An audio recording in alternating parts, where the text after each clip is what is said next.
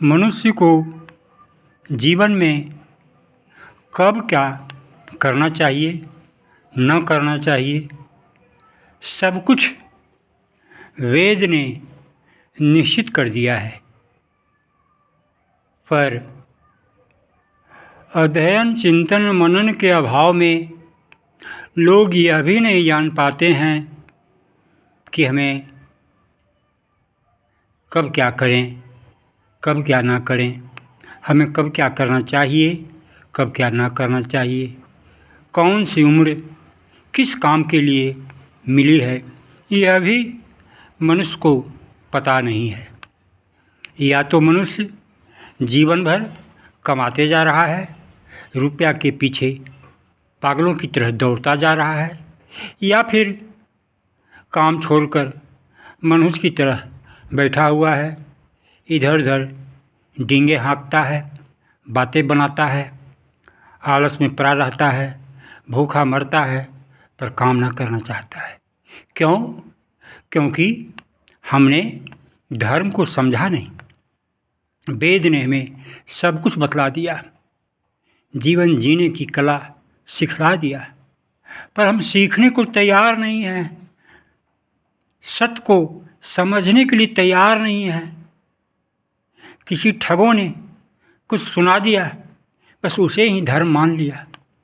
इसका नतीजा है कि हम लोग आज बड़ा ही असमंजस में, अस्त व्यस्त में जीवन जी रहे हैं, उदासीन हैं, हताश हैं, घबराए हुए हैं, रोग ग्रसित हो रहे हैं, क्योंकि कुछ जानते ही नहीं हैं।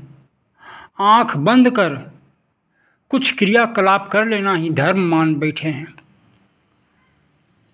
और जब इच्छाएं, आकांक्षाएं पूरी नहीं होती है तो नास्तिक बन जाते हैं, धर्म विरोधी बन जाते हैं, धर्म को गाली देने लग जाते हैं, धर्म का बहिष्कार करने लग जाते हैं, तिरस्कार करने लग जाते हैं। अरे 25 वर्ष की उम्र शिक्षा और दीक्षा के लिए है, इससे बाहर कुछ न करना है। सिर्फ शिक्षित होना है और दीक्षित होना है। सिर्फ शिक्षित ही नहीं, दीक्षित भी होना है। तब देखो तेरे अंदर बाहरी ज्ञान और भीतरी ज्ञान दोनों ज्ञान पैदा हो जाएंगे। बाहरी ज्ञान तुम्हें धन की ओर ले जाएगा और भीतरी ज्ञान तुम्हें धर्म की ओर ले जाएगा, और दोनों मिलकर धर्म पूर्वक धन कमाने का ज्ञान देगा। और तुम उसी के अनुसार चलोगे, क्योंकि बचपन से तूने वही संस्कार पाया है, उसी संस्कार का अभ्यास जीवन में हुआ है। उससे हटकर तूने गलत रास्तों को सुना नहीं, सीखा नहीं, समझा नहीं। तूने तो एक संस्कार पूर्ण जीवन जीने की कला सीखी थी 25 वर्ष के अंदर। अब 25 से 50 पारिवारिक जीवन, वैवाहिक जीवन जीना है। इसके लिए तूने जो जीवन में पढ़ा, सीखा, समझा, अनुभव किया, शिक्षा और दीक्षा के माध्यम से, उसी के अनुसार तुम कर्म करोगे, धन कमाओगे, इंसानियत पूर्वक जीवन जियोगे। तुम भी अपने बच्चे को अपने अनुभव के अनुसार ही शिक्षा और दीक्षा दिलवाओगे, जिससे तेरे बच्चे भी संस्कारी होंगे। फिर 50 के बाद तू अब वानप्रस्थ हो जा। यदि वानप्रस्थ नहीं होना चाहते हो, जंगल नहीं जाना चाहते हो, साधना उपासना तूने बहुत कर लिया है, न करना चाहते हो, एकांत सेवन नहीं करना चाहते हो, तो परिवार में ही रहकर अब तुम्हें काम नहीं करना है।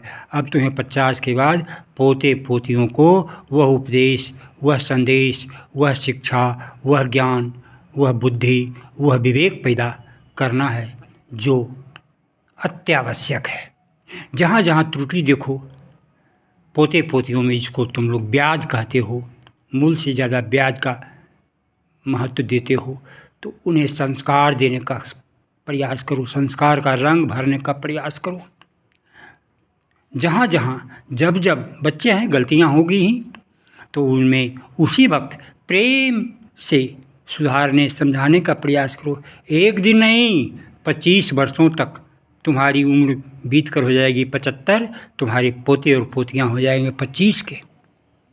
फिर संस्कार तुम्हारे घर में खिलेगा, फलेगा, फूलेगा, मीठा मीठा स्वाद देगा, आनंद से भरे रहोगे।